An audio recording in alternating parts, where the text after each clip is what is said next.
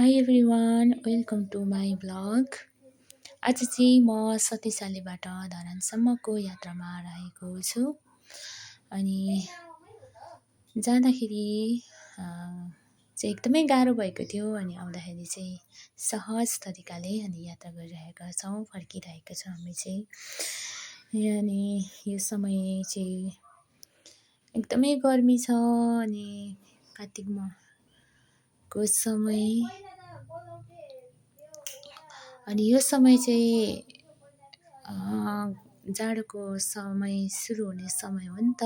अनि घाम एकदमै धेरै लागेको कारणले जाडो छैन, गर्मी छ। अनि गर्मीले मलाई चाहिँ गाडी नभएर हामी चाहिँ अटोबाट जाँदाखेरि पनि मलाई एकदमै गाह्रो भएको थियो, भमिटिङ भएको थियो एकदम धेरै।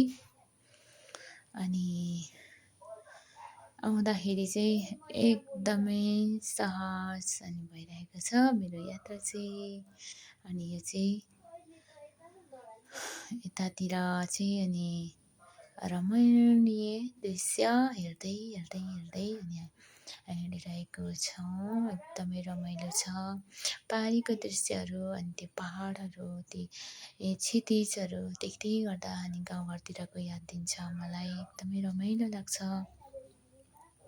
अनि प्राकृतिक कुराहरू अनि कति धेरै मनपर्छ। अनि प्राकृतिक कुराहरूसँग अनि रमाउन एकदमै मनपर्छ। अनि ती कुराहरूसँग रम्न झुम्न साह्रै मनपर्छ मलाई। त्यसैले अनि म जहाँ हिँड्छु अनि प्रायः जस्तो मैले बनाउने भिडियोहरू चाहिँ हिँड्दै गर्दाखेरिको भिडियोहरू हुन्छ। र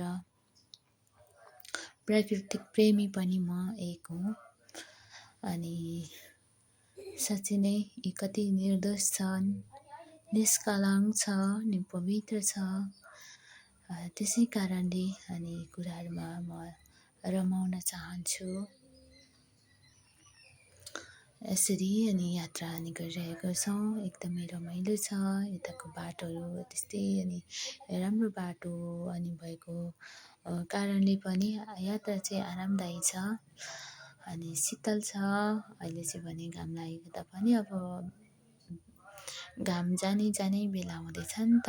त्यसैले अब चाहिँ अनि राम्रोसँग हाम्रो यात्रा चाहिँ अनि भइरहेको छ। जङ्गलको बाटो छ अनि चिसो बतास को सँगसँगै अनि हामी चाहिँ हिँडिरहेका छौँ। अनि यसरी मलाई हिँड्न एकदमै मनपर्छ। अब भने चाहिँ अनि हामी धरान आइसकेको छौँ। अब भने चाहिँ अनि धरान प्रवेश गरिसकेका छौँ, सुनसरी जिल्ला मोरङबाट। अनि यसरी चाहिँ आउँदै गर्दाखेरि अनि मैले भिडियो बनाउँदै आएको। अनि यो चाहिँ एउटा स्मरण। अनि पछि फेरि हेर्न मिल्छ नि त।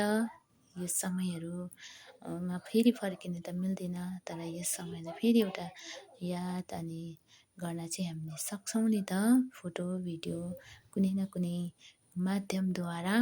त्यसैले अनि मैले भिडियो बनाएकी हुँ। हामी चाहिँ धरान चाहिँ आइसकेको छौँ। अब भने चाहिँ अनि साँझ पर्ने बेला भइसकेको छ। यसरी हामी आजको हाम्रो यात्रा चाहिँ एकदमै जाँदाखेरि गाह्रो भए पनि फर्किँदाखेरि चाहिँ एकदमै राम्रो भएको छ। आजलाई मेरो भिडियो यति नै रहेको छ। हेरेर सुनेर अनि लाइक कमेन्ट गरेर साथ सपोर्ट गरिदिनु होला। धन्यवाद।